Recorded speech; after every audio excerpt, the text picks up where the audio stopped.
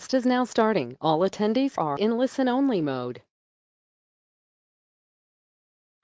Hi, this is Dr. Richard Barwell, and welcome back to part 4 of the 4-part series on marketing brain health. I want to do a little bit of a review to get started with this one so that we sort of keep the perspective of how this works in an office. So it's basically taking the patient from pain to brain. But more than that, it's taking the doctor from pain to brain. And we've been all well trained regarding the concepts of chiropractic and spinal health and back pain and neck pain. What we haven't been really trained about is to take a look at this from a different point of view. And that's why we need to change the doctor's intent and doctor's understanding about what they bring to the table. So what's the process behind the creation of the vertebral subluxation? Remember, this is important. This is what you learned when you were at chiropractic college, but somehow it gets lost, that there was a process behind the creation of that vertebral subluxation. That's the whole thing that chiropractic has been focused on for the last 120 years, when we needed to be focused on what created it in the first place. So we didn't have all that information. So we talked about things like thoughts, trauma, and toxins, the 3 T's, or mental, physical, and emotional stressors were the cause behind the creation of the vertebral subluxation. Today, we know exactly how that works. We know how that creates the vertebral subluxation, and that becomes our gateway to changing people's health. So stress overloads the brain's processing capacity. And this is where you have to take the patients. If you really want to make this move, and we get people saying, oh, it doesn't work for my office. If it's working in other offices, the only reason it's not working in your office is because you're the problem. So we need to get you to change your head and to be able to communicate differently. And we're just in a discussion with some people that are high up in the university programs, and this is exactly what we're talking about. We need to be changing the teaching methods in chiropractic college away from vertebral subluxation as cause, and start talking more and more about the nervous system and our role in changing brain function. That's worth so much more. So the moment of truth, again, paradigm shift from the passive system that we've been focused on forever, the bones and joints, that they do nothing on their own and they can't be the cause, and yet that's what we keep presenting to our patients as the cause and what we do in chiropractic. And that's why we have limited chiropractic to back pain and spinal care. The next system is the active system, the muscles, and they create all the action. They move all those bones and joints, but they also create every other action within the body. So basic health depends on the muscles doing the job, because every other action is muscle control. But they don't do anything on their own, so the muscles, just looking at the muscles won't give you the answer of what's going on. And we have to look at the nervous system and the control system, that central organizing authority where the seat of dysfunction happens. That's where you have to come from. And if you have this slide or this presentation, this is what you can use to move the people. Because it's very simple. Once you go through this and you ask them this about which you think is the most important to take care of, the signs that the bones, the joint, the muscles, or the cause of the problem, the controller, and they say that the controller, that's the shift that's already happened in the patient's mind as to what care you're rendering. If you leave it at spinal, then you're going to have to correct the spinal issues. If you leave it at muscles, then you're going to have to correct the muscle issues. But it's not going to correct until you change the brain pattern. So it depends on what kind of a dialogue you want to have with your patient to keep it locked into a spinal or muscle or nervous system. So how important is this?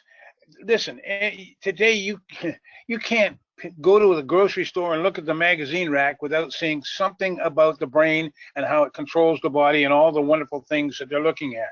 And I told you last time that the World Health Organization has now declared burnout, neurological burnout, a disease. I mean, everything is moving this direction, and we were already there. We just didn't know it. So it's the cause of 95% of all diseases and illnesses are caused by stress. So what are we doing about stress communication with our patients? Are we talking to them and getting them to understand it? I don't care if 90% of the people that come in with low back pain, and you say, how did this happen? Well, I bent over and I picked up this battery. Well, you overloaded the system and created a stress. So that's it right there. Why? How many times you pick the battery up? I picked the battery up thousands of times but this time it just didn't work. Why didn't it work this time? Because your system was already overloaded to the point where it couldn't handle that additional stress. And the only way the body can tell you, or the brain can tell your body that it's in trouble, is to create pain or signs or symptoms. And so let's take a look at why your nervous system failed to deal with picking up the battery this time. The brain is the central organizing authority, and it integrates all the systems of the body.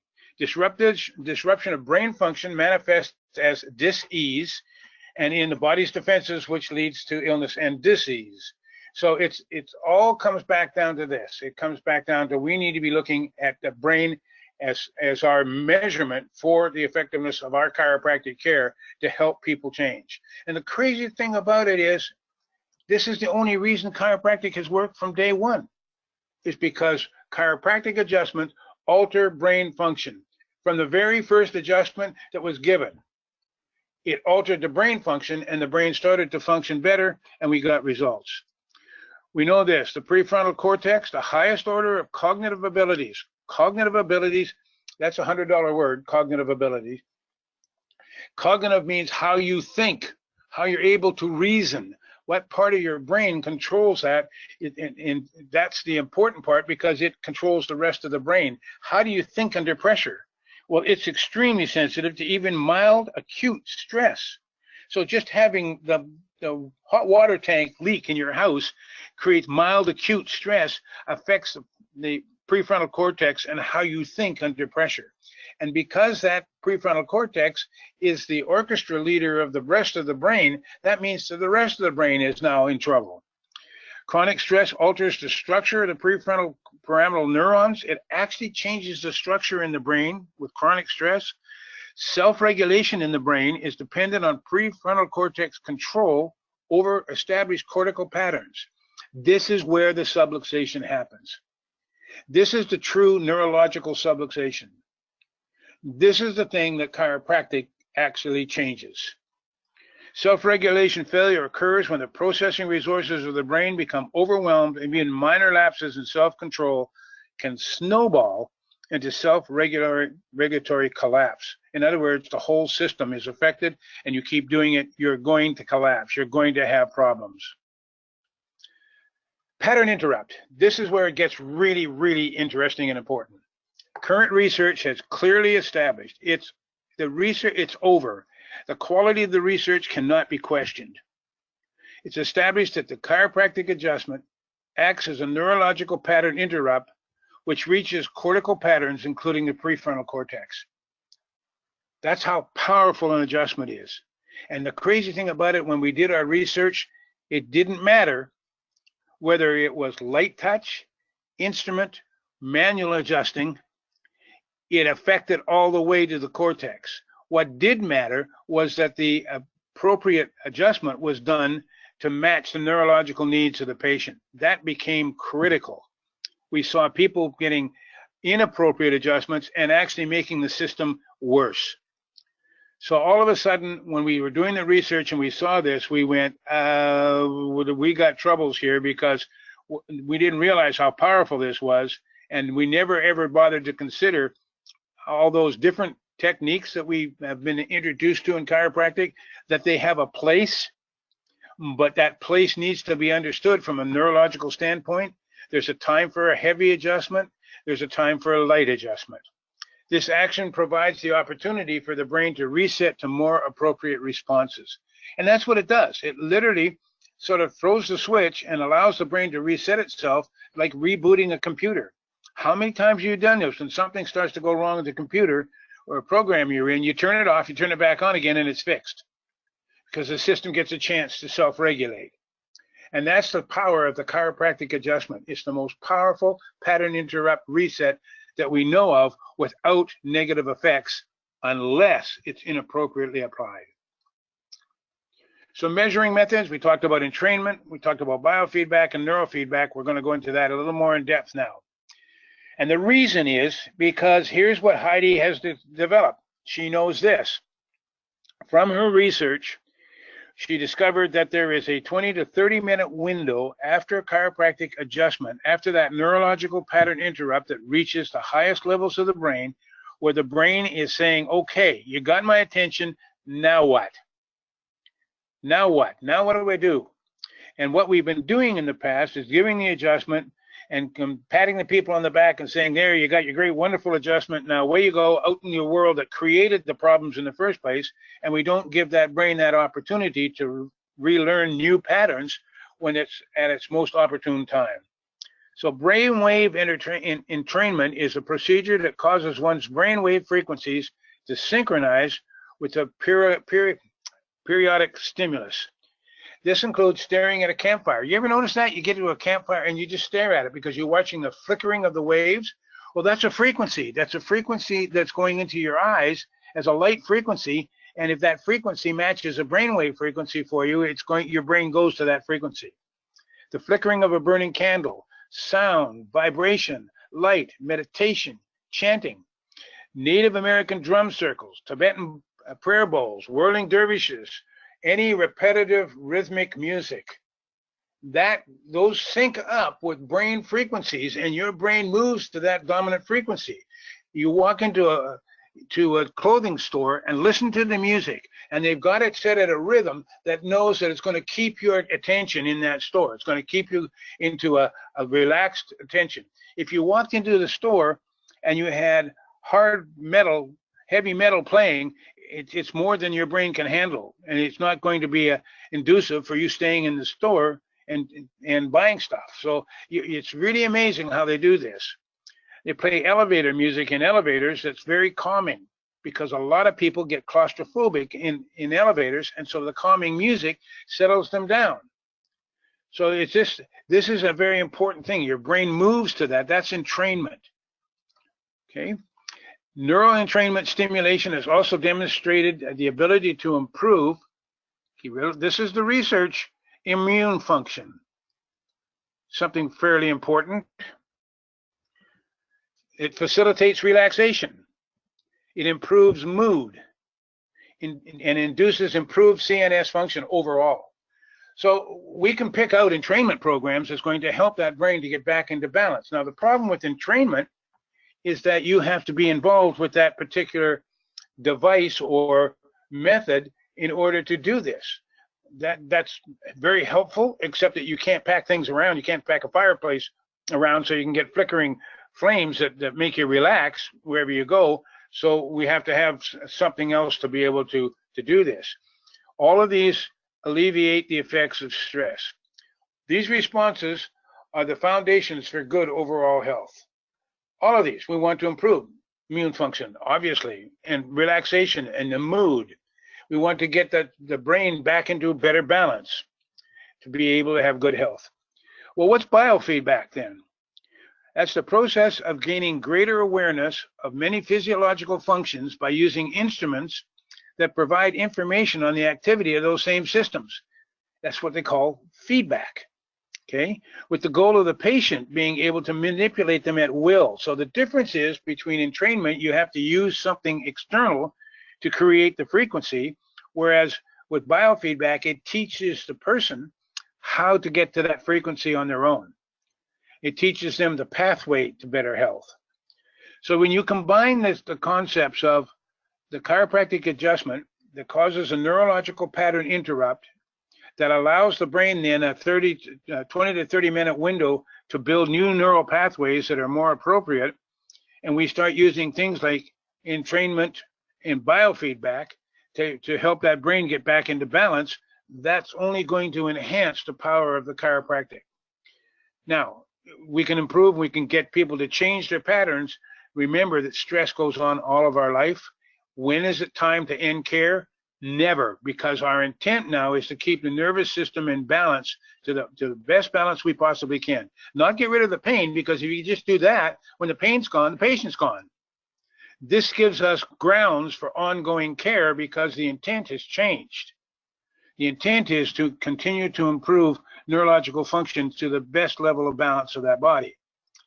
Biofeedback may be used to improve health performance and the physiological changes that often occur in conjunction with changes for thoughts, emotions, and behavior.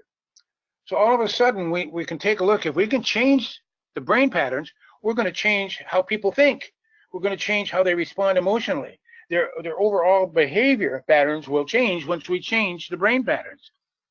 This is such a huge reach out that we've seen in chiropractic.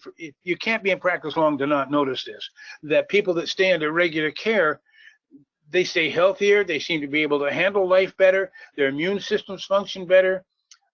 I've seen patients that came in for care that were just nasty people, and you started giving them care and they turned out to be nice people and became friends, but their brain was so badly challenged in function when I first saw them that no wonder they were having trouble surviving. So this is the power of what we deal with, and we need to enhance everything that we do. Sorry. Once the patient learns how to alter their state, they may be maintained without the use of extra equipment. That's the goal with biofeedback and neurofeedback, is to give them the skills to know how to get there, to teach them what it takes for them to actually go into a relaxation state, into a recovery state, and get out of the fight flight that they're now stuck in. It teaches them how to deal with stressors when the stress is happening, so that they're not going to short circuit. They can deal with it ideally. We have to learn how to deal with stress because it's always going to be there. Biofeedback training includes neurological functions such as heart rate variability, heart rate, skin conductance, extremity temperature, respiration rate, muscle tension, blood pressure. All of those things can be influenced by doing biofeedback. Now, all of those things are under the limbic system of the brain, the autonomic nervous system that's controlled by the limbic system of the brain. The limbic system of the brain talks to the cortex of the brain, that hardwiring, in order for it to respond ideally and recover. We know that chiropractic does a great job on any of the limbic system, balancing out the autonomics. There's been lots of papers on things such as blood pressure and relaxation and heart rate, showing and skin conductance with chiropractic care. We didn't fully understand the ramifications of it, because what the ramifications are is, yes, we can change the limbic system, but we change the limbic system because we change the hard wiring that drives the limbic system. We never looked upstairs. Neurofeedback. Now we're going upstairs. Neurofeedback is a type of biofeedback that measures brainwave production and neuroplastic changes occurring within a training event. So now we're going to actually move it upstairs. Instead of just looking at the limbic system and the autonomics, we're going to go to the heart of the whole issue. We're going to go to where the neurological subluxation is in the cortex, and we're going to take a look and see exactly what happens up in there, where the imbalance is. And once we find where the imbalance is, then we can start to design a care plan that meets that neurological needs of the patient. If they're over aroused, for instance, if they've got way too much beta activity going on and the sympathetics are lit up like a candle, then seeing them 5 days in a row and adjusting everything you possibly can with gusto is contraindicated. They're already over aroused, and you're putting in massive amounts of stimulation into a system that's already got too much stimulation.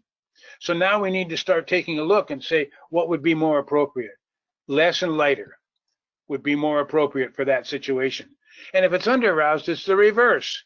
If it happens to be one of those bipolar brains that goes from under-aroused to over-aroused, you need to know where they are that day to be able to design chiropractic care that matches the neurological needs of that patient. If they're exhausted, they're in big trouble. Exhaustion, an exhausted nervous system, is post-traumatic stress disorder. And they're walking around everywhere out there. Anybody that has an autoimmune system disorder going on has an exhausted nervous system. And that means it can't take much of anything. So my suggestion on those people is you see them like maybe once a week, but for 6 months. And you're going to be doing retraining after that adjustment. And you're not going to go in and do gusto adjustments because that system is barely holding on. That's why it's so important to be able to take a look and see what is the state of the nervous system to begin with. Neurofeedback is used to teach self-regulation at the highest brain function. So after the adjustment, we're going to put a neurofeedback and teach them how to dial brain frequencies that's going to get them out of that exhausted or overaroused or under-aroused state. How the brain learns. The brain learns by building new pathways through repetition and reward. We've all known that people that stayed under regular care, had lots of repetition of chiropractic, got better. The reason is because we kept interrupting the bad pattern and it kept trying to reset itself and over a period of time, it was able to make gains.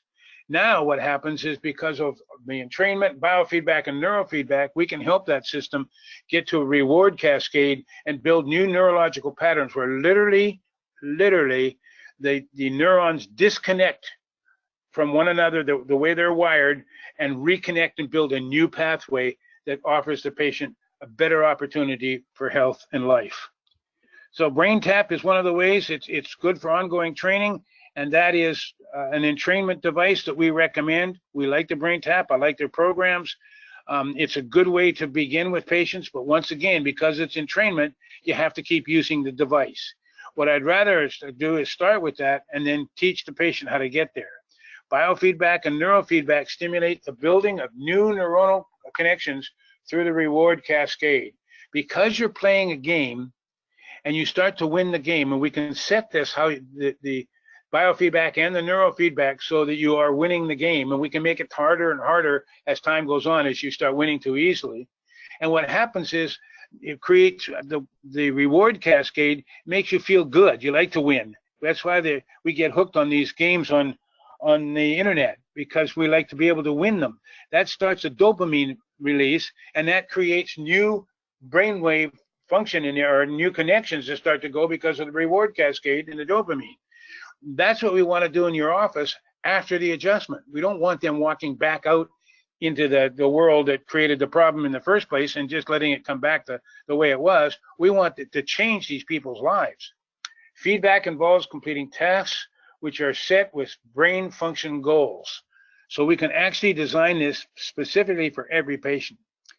The NeuroInfiniti instrument measures the brain's reaction to stressors and its ability to recover. Here's what happened. Once we discovered that we were dealing with the cortex of the brain and brainwave patterns with the chiropractic adjustment, it became a little frightening, because then we said, jeepers, if we're changing brain, we better know what we're doing with it. We better make sure we're moving it in the right direction. And so that meant we had to have some method of measuring that brain function to begin with, and then measuring the power of our adjustment and our care to bring it back to a better balance. That's why I developed the NeuroInfiniti instrument, because there was nothing out there that would tell us this. It took many years and a lot of time and a lot of money to get this thing to work. And now we've been on the market now for like 15 years, and this thing is absolutely the top of the line for what we're trying to accomplish with neurological measurements and brain function. It's FDA, CE, International Standards Organization, and Health Canada certified. Those are important. You've got to have units in your office that can't be challenged and questioned because they're reading some junk.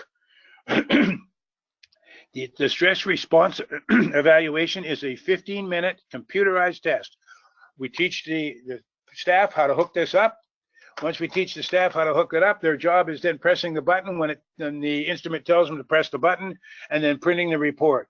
The job of the doctor is to learn how to interpret the report, and seeing we've all been trained on what is ideal and normal autonomic nervous system responses to stress and recovery, you should already know that, and that's an easy one to just refresh. The only thing new to learn in this whole approach is what is brainwave functions and how brainwaves relate to a person's health and their ability to adapt and respond. It's just an easy step.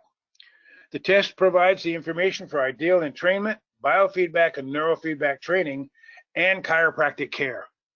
It helps you design the best quality chiropractic care you can for the patient's neurological needs. We've really moved chiropractic upstairs big time here. The NeuroInfiniti provides the analysis for ideal application of the brain tap's most powerful entrainment programs. The NeuroInfiniti provides the ability to add both bio and neurofeedback to entrainment training.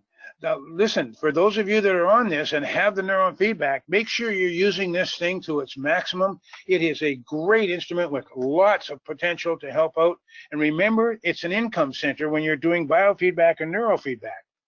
It's also an income center when you train people to come in and get brain analysis done and then start giving them care and show them how chiropractic changes brain function. And you watch the referrals that are going to start coming in because of this. Now be prepared, because I'll guarantee you this. Once the people in your community recognize that chiropractic deals with brain function and improving brain function, you're going to start to see some very sick people. Don't be afraid. Don't treat them for diseases or illnesses. Take them in and lay out a care plan to help to get that brain functioning at a higher level. That's the intent. That's the goal of chiropractic, not treating diseases. Professional healthcare practitioners can now improve their healthcare programs with better analysis and better training because of the development of the concepts of neurologically based chiropractic and the application of the NeuroInfiniti instrument in your practice. So best results, start with the NeuroInfiniti stress response evaluation. Find out what's going on with that patient's brain. Where's it out of balance? Where does it need to be improved? Determine the ideal brain tap programs for neurological needs for the patient, and then adjust it. After the adjustment, do bio and neurofeedback. That's the goal. That's the way we can get the most out of the care for these patients. So at this point, we're getting ready to close here. I'm going to go right back to the very start. Brain health assessment. What has greater value for you as a doctor, for your patients, for your community, for the world? Addressing the signs and symptoms and leaving the cause, or addressing the cause? We have a great opportunity in chiropractic today, the greatest opportunity we've ever had, because now we understand it from a neurological aspect, and we found out that it has got just incredible rewards. So with this, I hope that you've enjoyed this 4-part. If you're interested in getting the books, you can get the books for your office and get patients to start reading this. We need to spread the word. We need patients out there to understand the role of chiropractic and brain function, and the only way that's going to happen is through communication. So with that, there's the book, and I'm going to sign off and say it's been great. Please let us know how you've liked this series, and if you want to do more, let Dee Dee know, and we will get some feedback on this thing and start working on in the future. Thank you.